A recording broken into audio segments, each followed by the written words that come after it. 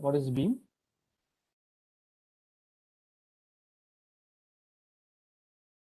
Sir, a Can rod can or anyone tell? bar of a so same dimension having throughout this having same dimension, sir. Same dimension. Okay. So any other answer? Good, good. So uh, I will come to it. Okay. So any other one, if you want to tell something, you can tell. So supporting structure, Ananya. Good. So that is also correct. Okay. Uh, I will explain you. Okay. So we one by one. Uh, so it is good to, you should always respond. Okay. Then only it will be.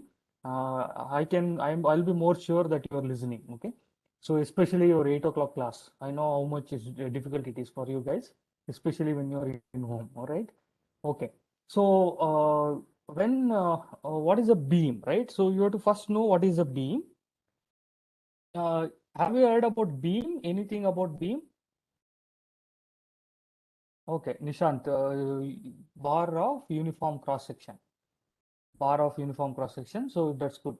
So almost Ayush and Nishant, they told the similar answer. Okay, so uniform bar of uniform cross section. Okay, so then structural element. Good. So that is also correct, right? So these are the some of the things that would come into your mind. Okay, so normally if I call a beam, okay, BAM. So now when we are talking about the elasticity, okay, so you can also talk about something like photons. Then you can also call it as a beam of light, right? So what is a beam of light? What is the difference between beam of light and regular beam? Okay, so uh, do you know anything the difference? What is the difference between beam of light and your beam? So the basic definition would be almost same. Okay, so if you want to talk about basic definition, then it is almost same. Beam, again, here we are talking about a structure. So as some of you were telling, so it is a supporting structure and then structural element. Okay, uniform cross sectional some beam, sorry, bar light. So that is your beam. So if it is a light, then it is beam of light. If it is a solid structure, then it is a we call it as a beam in your even if you can this will be more useful for a civil engineer or mechanical engineer. Okay, so beam is as you told, it is a uniform cross section. Okay, but there is something. Okay, so it is uniform cross section, but only thing is one of the dimension is larger. Okay, one of dimension is larger compared to the other two dimensions. Okay, others. Okay, so one of the dimension is large compared to others. Okay, so that is the definition of your beam. Okay, you can you almost got the definition. Okay, so that is good. So beam is a uniform cross section in which one of the dimension is very large compared to the other two dimensions. Okay, so for example, I will just show you this example of beam. Okay, so if you take this beam, so you would see this beam in everywhere. Like you can even see it in your home, you can see it in your any of the buildings, right? So you can see there is a beam here. This is almost like a supporting structure. So someone told it is a supporting structure. That is also correct, right? So supporting structure, then supporting element. Okay, so okay, good. So this is also correct. Okay, so I will come to it. Okay, so this beam refers to beam which is a supporting structure, and it is a uniform cross section. And you can see here, if you take in this, even in this case, so let me get it slightly larger version.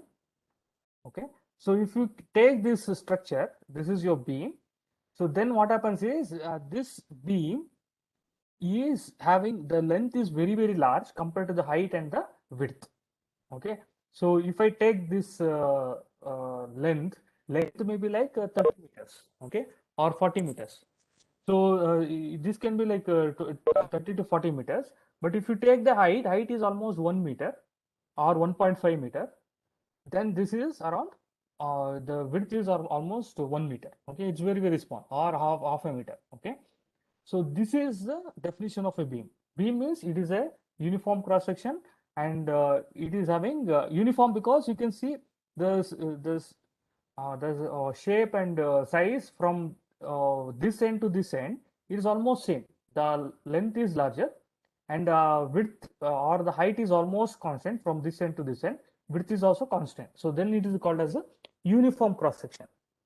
Okay, so then the length is very large compared to the other two dimensions. So then it becomes a beam. Okay, so that is the definition of your beam.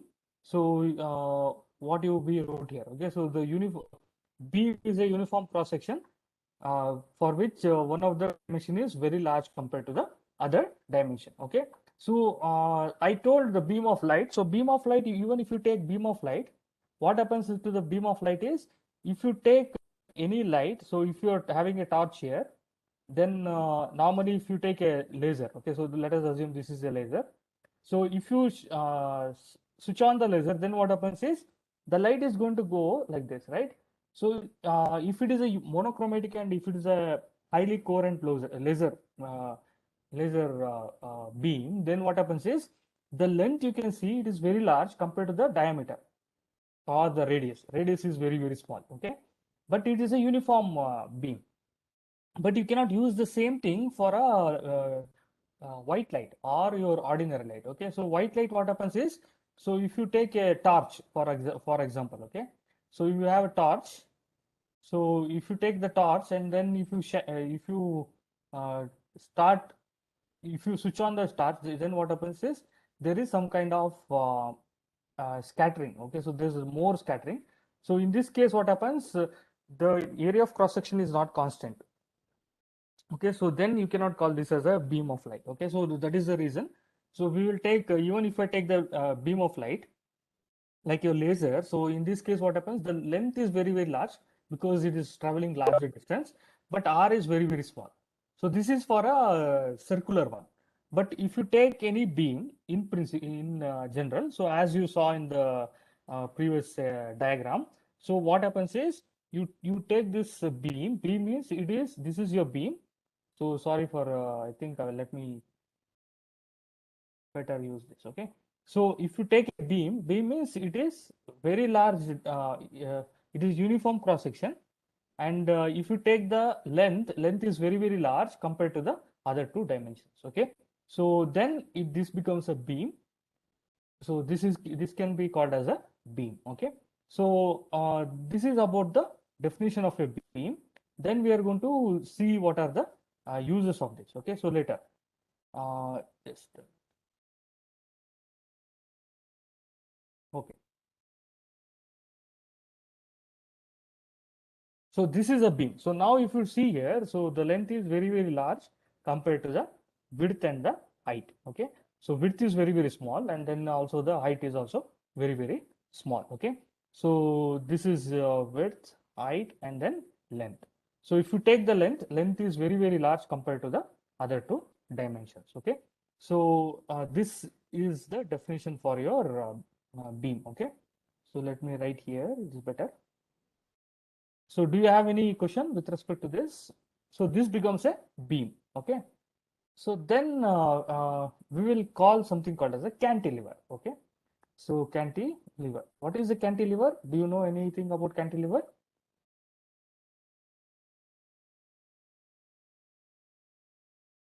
Do you know anything about cantilever? Even if you don't know, it's fine, no problem. Okay, okay, so let me explain this. Okay, so now when do you call this as a cantilever? Okay, so now what happens is you take a beam and you fix one of this end. Okay, so this end is almost fixed. Let us assume this is completely fixed. Okay, so I'm going to fix this end, one of the ends. So it is almost three-dimensional. So I cannot write it here. So let me just make it like that.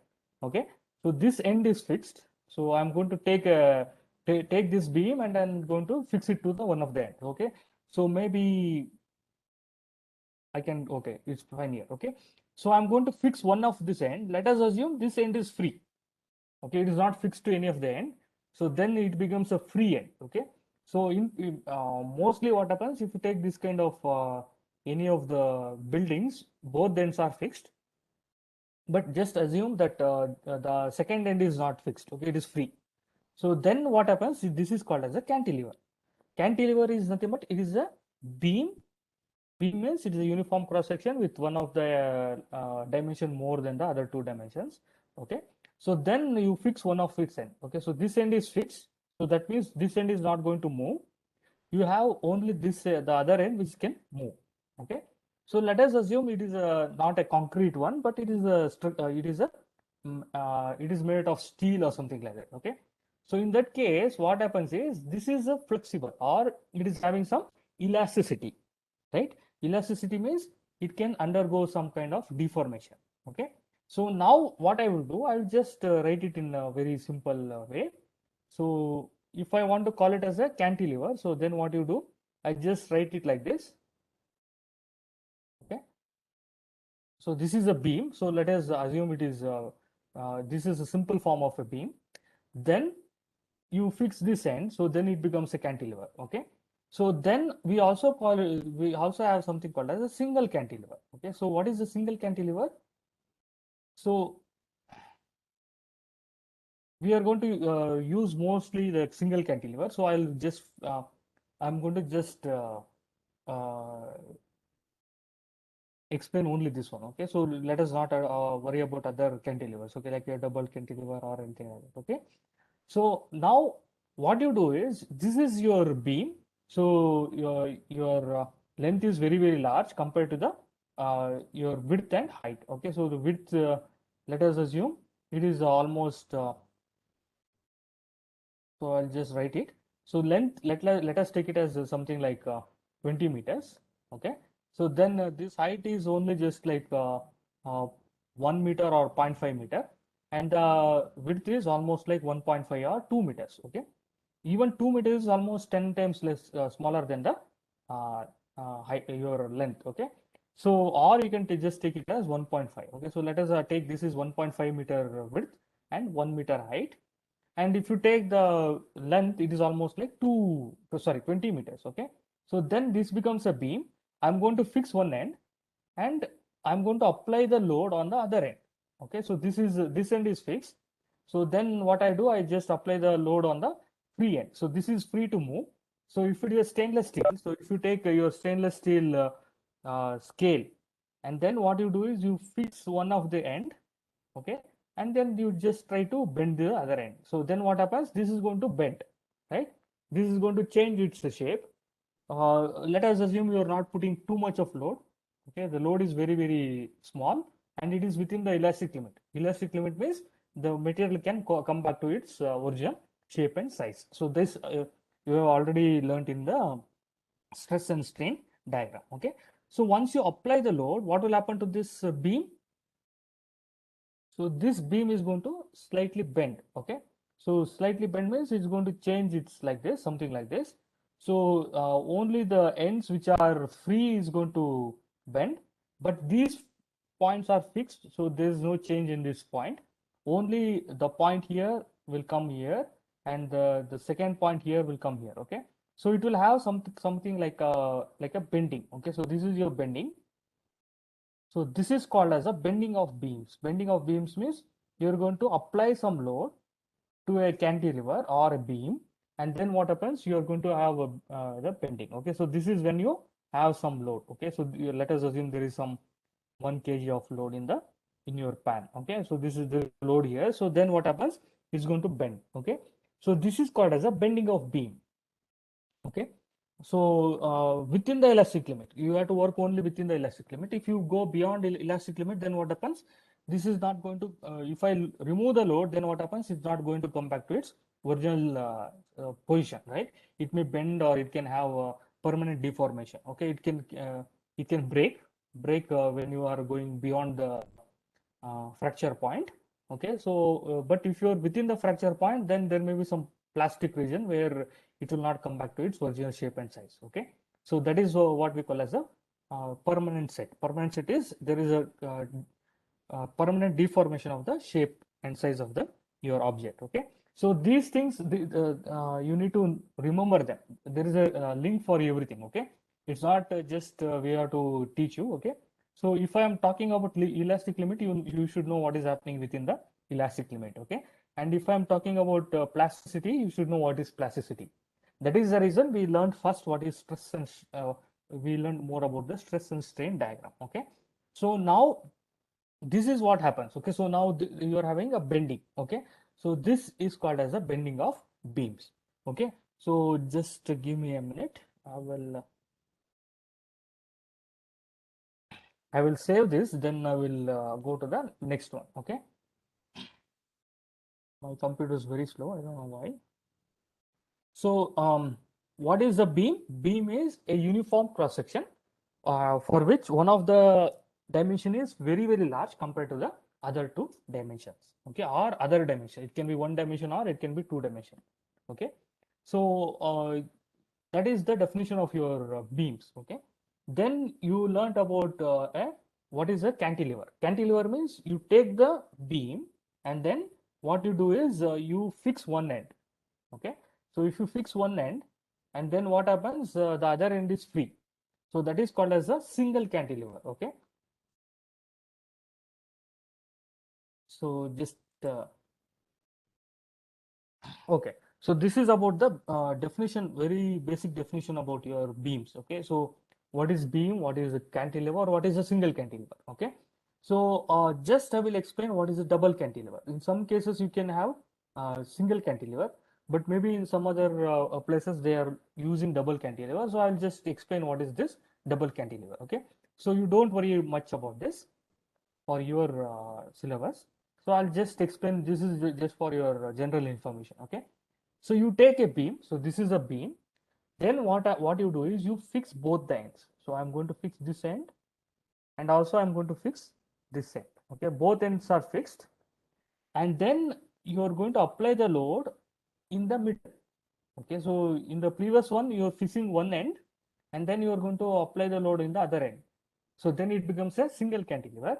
So now what I do, I'll just put the load in the center. So something like this. So once you put the load in the center, then what happens? After you apply the load, so it is going to again have bending. So in that case, so this end is fixed, so it cannot move. So then this end is also fixed, so these ends cannot move. Only the beam would have pressure or it can have deformation only in the center. Okay, so now this is after you apply the load. Okay, so this is the same concept. So there is some load here, so let us take this is like 1 kg or something like that. So now what happens is there is a bending, so again there is a bending of beam. Okay, so this is about your bending. Okay, and what is beam, what is cantilever. Okay, you can either take a single cantilever or you can take a double cantilever. Okay, so in both the cases, when you apply the load, what happens is the beam, which is almost a uniform cross section, is going to have some kind of deformation. Deformation is something, but it will change its shape and it will take a new shape, and this is called as a bending of beam. Okay, so bending of beam means it is going to change its shape and it is going to have a curvature. So is it clear up to this? Can we go to the next one? What is beam, what is cantilever, what is single cantilever, what is double cantilever, and then what is bending of beam. Okay, so these things you have to know. So then we will start with the same thing. Okay, so we will start with the bending of beams. So you are having a bending of a beam. So then what we do is we are going to further uh, go further with that. Okay, so as I explained, let us assume this is your beam. So sorry for this diagram. So they're not, it's not easy to draw it on this pen drive. Okay, pen tablet. So you have to, so let us assume this is your beam. Then what happens? You are going to apply the force. So when you apply the force, what happens is going to bend something like this, right? So I'm going to have more bending. There is a reason for that. Okay. Then this is when you apply the load. So when you apply the load, so sorry, I think this should come like that, and then okay. So this is when you are keeping the load. Okay, so this is the load is still there. 1 kg load is still there. Okay, so this the black one is without the load. So if you take the load, if you have a pan, but there is no load. Okay, so the load is not applied, 0 kg. Okay, so now if I remove the load, what will happen to this beam? Can you tell what will It will happen to? have a slight deformation. It will have slight deformation. So it is similar to what you had in your linear or shear or something like strains. Okay, so there will be some strain. Strain means there is some kind of small change in its shape, and so that is what we call as a strain. Okay, so initially when I was explaining, I took uh, some object, I fixed one end, I applied the load, so this would go to some deformation, so it will come somewhere here, right? So this is when you when the load is still there. Okay, when you remove the load, instead of coming to this exact position, it used to stop somewhere here. Okay, so there used to be some change in length to the original length. Okay, so there was compared to original length, there was some change. The same thing happens here. Okay, so when you are having no load, that is your uh, equilibrium position. The black one is in equilibrium position. So the blue one is when you are keeping the load. Okay, so now once you remove the load, you expect if it is perfectly elastic, sorry, yes, perfectly elastic, then it should come here. But normally what happens, there will be some small kind of deviation. Okay, so when you take this, so there is a small deviation from its shape and size. Okay, so then what happens is there is some kind of bending still. Okay, so but this is very small. Okay, compared to the previous your the the second case, which is in the blue, this deviation will be very small. You cannot even see with your normal, if you are using the normal eye. Okay, so you can see here, so this was the original position. So this is your, if I call this is A, so A is the original position. And then what happens, you apply the load, it is going to something like A double dash. Okay. So, so this is original. This is with load. Okay. Then I'm just taking only one point because to avoid the confusion. Okay. So you can tell this is A, this is B and all those things, but I'm just trying to keep it simple. Okay. So now it is A dash. So this is after removal of the load. Okay. So after you remove the load, it will not come back to its original position, but it will stop somewhere in A dash. So this we denote it as delta. Okay, so A to A dash is nothing but it is delta. Delta is your depression.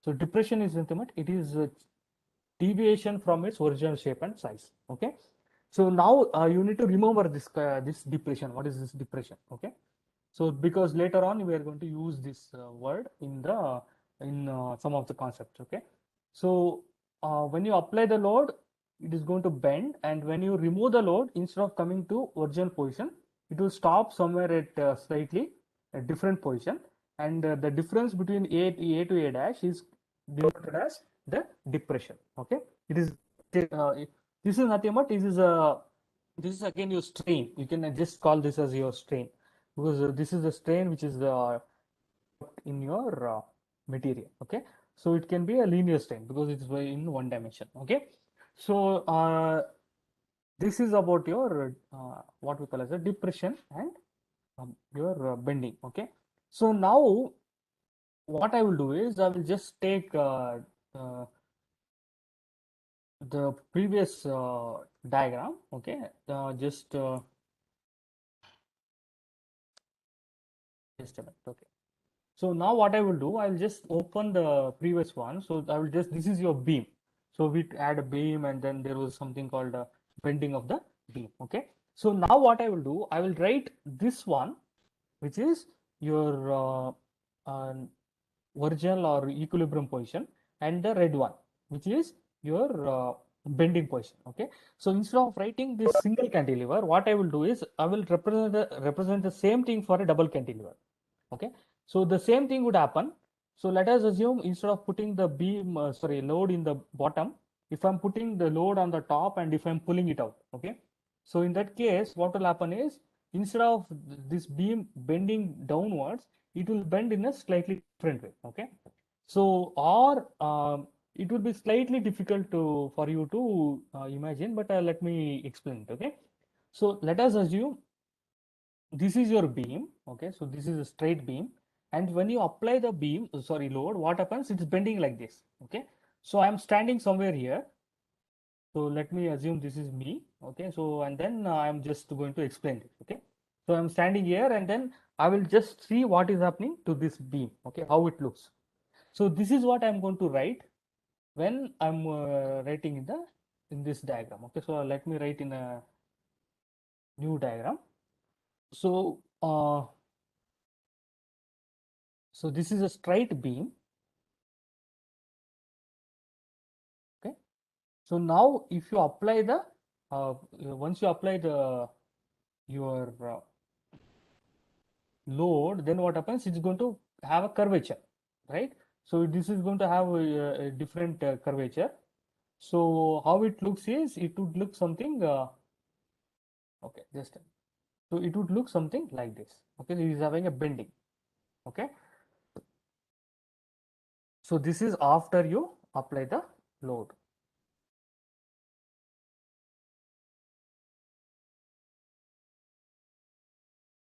Okay, so this is after you apply the load or after you remove the load. So there is a kind of bending. So this is your original and this is the deformed. Okay, deformed means after you have deformed the beam. Okay, so now what I will do is so now what I will do, you can take this beam as a solid structure.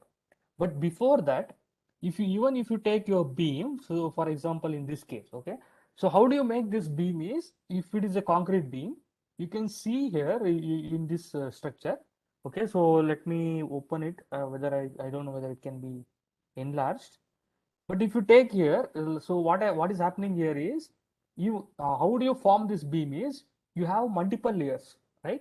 If it is made of some this kind of rods, okay. So normally what they do is you can have multiple layers of this rods, okay.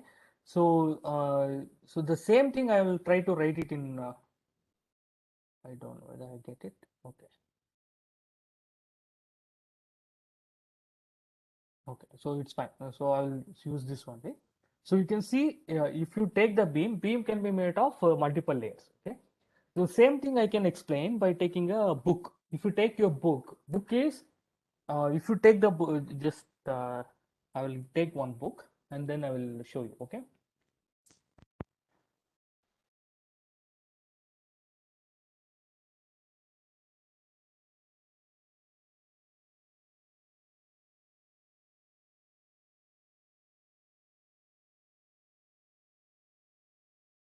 Okay.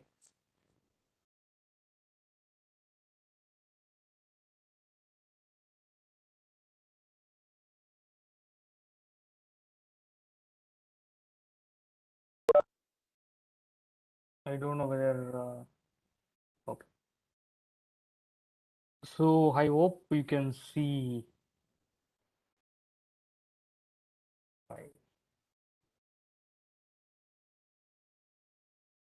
I don't know whether I can make it big, but okay. So if you see this book, so this is the book. So let us assume if it is very small. Okay, so something like this. So I have only this much of width in this book. Okay, then what happens? This can be assumed as a beam because the length is very large. So length is almost like 15 centimeters, and then I will take only 1 centimeter as the width. Okay, so the width is 1 centimeter and thickness is very small. Even it is less than 1 centimeter. It may be like 0.4 centimeters. Okay, So then this becomes a beam. So let us, I'm taking only, this is the portion of your beam. Okay, I'm not taking the entire thing. I'm just taking, this is a, only this much of your book is present. Then it becomes a beam. But how do you get this beam? So if I look from here, so it is a solid structure. Or even if I look from here, this looks like a solid structure, right? But what actually happens is, to make this as a solid structure, I need to have lot of papers. So if you see, I'm just stacking all the papers, then it is becoming a one solid structure. The same thing happens in case of your in your uh, beams. Okay, so even if you consider this is a solid beam, this beam can be imagined of made of several layers. Okay, so it can be imagined like it is made of so many small layers. So then what I can do is, I'm just going to write that in this here. Okay, so even though this is a solid beam, but still it can be imagined to be made of several layers. Okay, so the same thing I'm going to write here.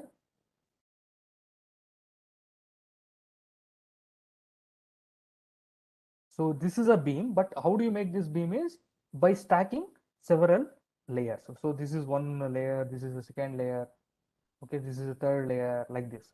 So if you keep on stacking, so the best example is, you might have seen if you go to some carpenter shop, you will see that they're keeping plywoods one above other. Okay, so what happens when you put plywoods one above other is, it can become a solid structure. If you just glue them, or if you just uh, join them all together, then it becomes a solid beam. Okay, so that is how you get a beam. So even if you take a beam can be considered of made of several layers. So what I will write here is, I will just write only 3 layers. So this is your first layer, AB. Okay, and then this is your second layer, C and D, and then this is your third layer, which is your E and F. Okay, so this is similar to what I showed for your book. Okay, so even if I take a book means it is having it maybe like 100 or 200 pages. Each pages is like a layer. So if you keep on adding all the layers, and if you fix them, all of them, then it becomes a beam. Okay, so that is the thing that I wanted to tell you. Okay, so what I'm considering here is, I'm considering only 3 layers. One is in the top of the layer AB, the other one is the bottom layer, which is your EF, and there is a mid layer, which is your C and D. Okay, so this is your beam. So beam has so many layers. Okay, so now if you consider the deformation, so what will happen to these layers, each of the layers? What will happen to each of the layers? So your beam is bending, then each layer has to bend. Okay, so now I'm writing this top layer, which is your AB. AB is also going to bend. Okay, and then there is a CD. This is also going to bend, and then there is last layer, which is your EF. Okay, EF is also going to bend. Okay, so I will call this as A dash B dash. I will keep it CD as CD, and I will call this as E dash F dash. Okay, so now can you observe something? What you can observe is, if you consider the length. So initially what happened is, all the layers are having the same length. Okay, so if I take this length of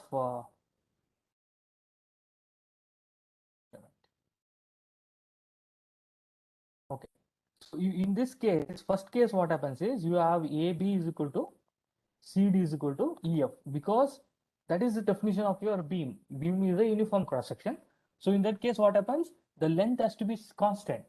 You cannot have a different kind of lengths.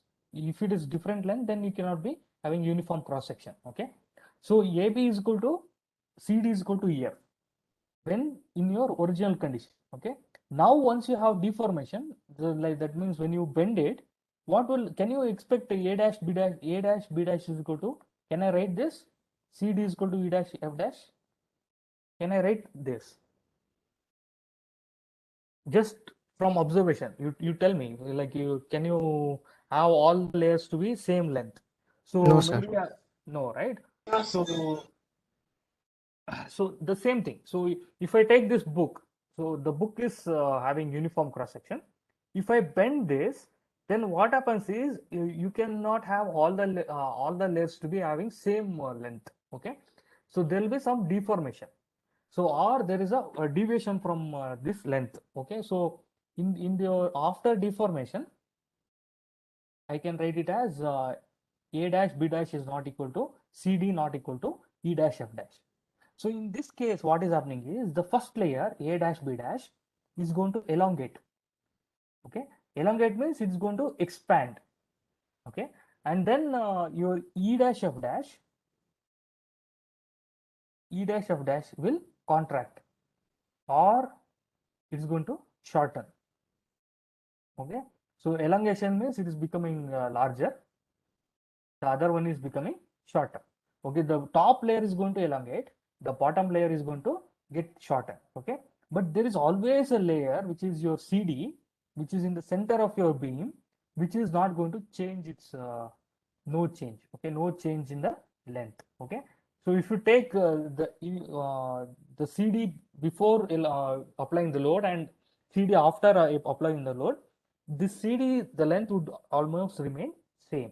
Okay, so that is why I didn't write c dash d dash, but I wrote it as cd. Okay, so this is what happens when you have bending or when you apply the external force. Okay, so when you apply the external force, so in that case what happens is there is going to be change in so some of them will change. So some of them is going to get elongated, the top layer is going to get elongated, and the bottom layer is going to get shortened. Okay, and then what happens, the layer which is in the middle is not going to change. Okay, so this layer, whatever is not going to change its length, so we call that as neutral axis. Okay, so just let me write that. Okay, so your cd is called as a neutral axis. Okay, so or neutral surface. So neutral surface means it is a, this will be a two dimension. Okay, so this is one dimension. One dimension means it is, you're taking only one layer. Okay, then it is a neutral axis. If you take the entire surface, then this is your two dimension. Okay, at least it has length and breadth. Okay, even maybe your thickness is very small, so but still the neutral axis means it is a two-dimensional. So we are talking about a two-dimensional structure, and neutral axis means it is a one-dimensional or zero-dimensional structure. Okay, so this is about your neutral layer. Okay, or neutral axis. So now you have to define what is neutral axis. Neutral axis is the layer or the axis in your beam which is not going to change its shape or size even under the deformation. So that is what we call as a neutral axis. So, and if you take the layers above this neutral axis, they are going to get elongated. The layers below the neutral axis is going to get contracted. Okay, they're going to get shortened. Okay, so this is the definition for your what we call as a neutral axis and neutral surface. Okay, so is it so I'll just summarize it. Okay, so what is the, so for today's class, okay, so let me just summarize today's class. So you learned about the beam. Beam means it is a uniform cross section for which one of the dimension is very large compared to the other two dimensions. Okay, so then it becomes a beam. Okay, then you learned about the cantilever. What is a cantilever? So cantilever means if you take your beam and if you fix one end, and then what happens, the other end is free, so you can apply that. So single cantilever means one end of the beam is fixed, other end is free to apply the load. So then once you apply the load, maybe it is here, just a minute. Okay. So once you apply the load, then what happens? You can expect the beam to bend. Okay. So that is called as a bending of beam. Bending of beam is it is going to change its shape and it is always going to have some curvature. Okay, so some as we saw here. Okay, so the black one is the beam with, so it is a single cantilever to be more specific. Uh, this is without any deformation, that means without any applied load. Once you apply the load, then what happens? It's going to bend. That means it's going to have a curvature. Okay, so that is what we call as a bending of a beam. So then when you remove the load, instead of coming back to its original shape and size, there may be some small deviation, and then the difference between A and A dash is called as a depression, which is nothing but it is a measure of strain. Okay, so those things you need to remember. So now, after this, what you learn? You learned about the different layers. Okay, so even if you take a solid beam can be considered of made of large number of layers, which is stacked one above other. Okay, so then in initial condition, when there is no load applied, so what happens? All the length of all the layers is same. So then only you can call it as a beam, because it's a uniform cross section. Once you apply the load, and then what happens? There is deformation of a beam. So when in that case, what happens? The layers above the neutral axis is going to expand, and the layers below the neutral axis is going to contract, or it is going to get shortened. The layer which is not changing its shape is called as a neutral axis. Okay, so there's always a layer which is in the center of your beam, which is not going to change its shape and size. So that is what we call as a neutral axis or neutral surface. Okay, so these things you learned today. So do you have any doubt up to this?